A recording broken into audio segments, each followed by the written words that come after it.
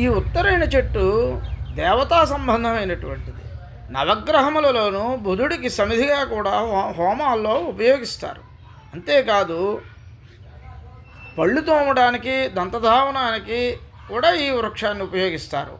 ఇది అంతేకాకుండా దీన్ని ఉత్తరాయణి అని తెలుగులో అంటే సంస్కృతంలో అపామార్గము అంటారు. అపామార్గం అంటే పాపాన్ని తొలగించేటటువంటి మార్గాన్ని కలిగినటువంటిది ఇది ఒక్కటే. అందుకే నరక చతుర్దశి రోజున ఈ యొక్క చెట్టుని యొక్క మొదళ్ళను తీసి ఆ శిరస్సు చుట్టూ ముమ్మారు త్రిప్పుకుని స్నానం ఆచరించమంటారు. అలా స్నానం ఆచరించేటప్పుడు చెప్పుకోవలసినటువంటి శ్లోకం ఏంటంటే, శీతలోష్ఠ సమాయుక్త సకంటక దళాన్విత హరపాపమపామార్గం భ్రామ్యమానః పునః పునః.